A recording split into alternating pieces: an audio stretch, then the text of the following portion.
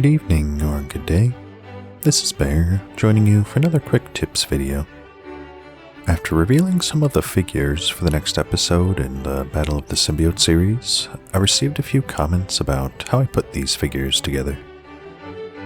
Unfortunately, I did not think to record the process of building the figures, so I don't have any footage of the painting process. I will still go step by step through the bits and bobs used to bring all the figures together.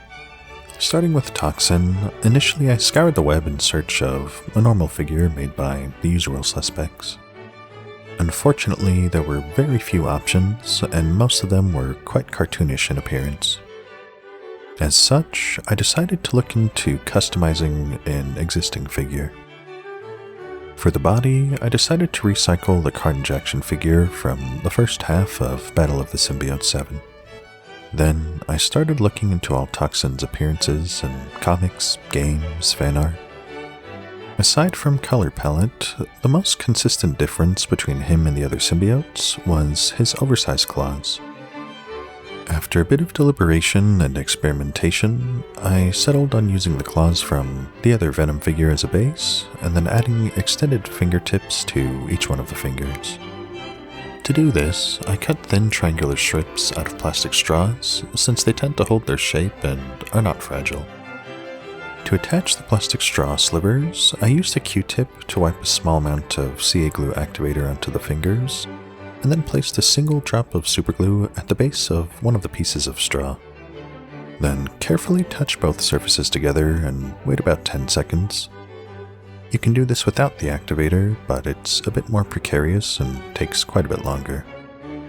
After attached, I alternated between adding another drop of glue and spraying a small amount of activator.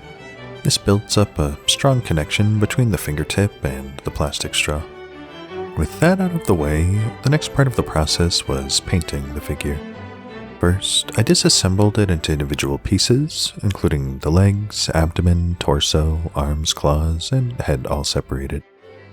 After this, I used a thin layer of red spray paint as a primer to cover up the different patterns of the Carnage figure. After it was dry, I moved over to the acrylic paints. For the legs, I started with a basic black paint and thinned it out slightly with small amounts of water. I did the same with a crimson acrylic paint for the other portions of the figure. Once I liked how the colors were all laid out, I sprayed a small amount of glossy clear coat to protect the paint as I worked on finer details.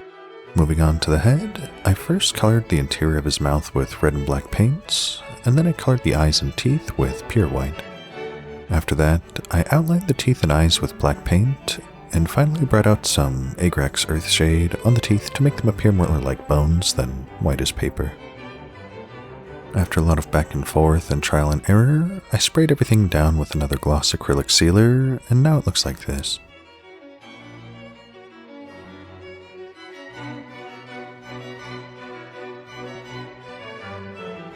Next up, the Punisher.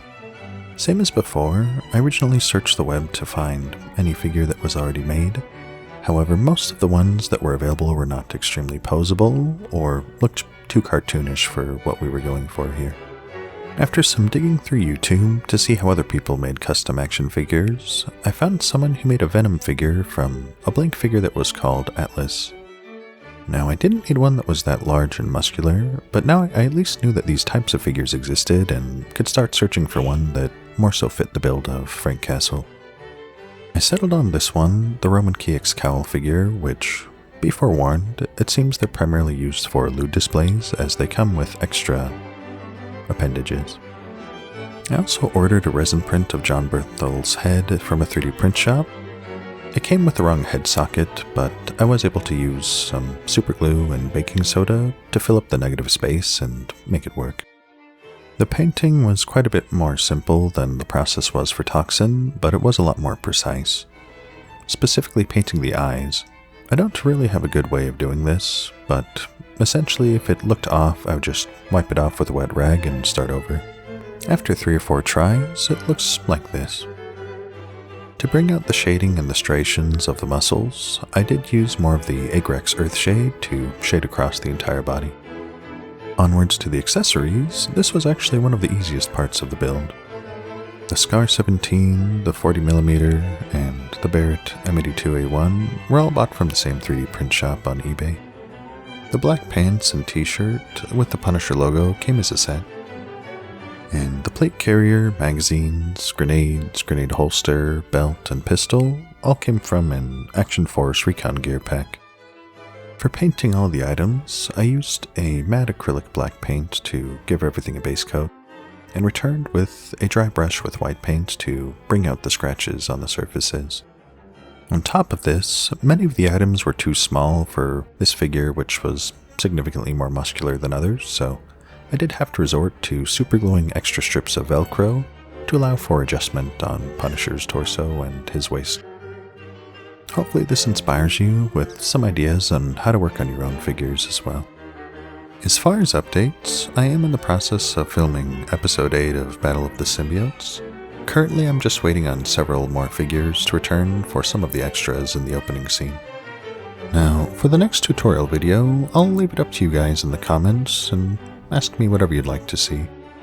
I do still plan to make a video about Unreal Engine 5 and using it to make cityscapes for backgrounds. However, I'm still not familiar enough with the program, and I want to make sure that I can give you sound advice.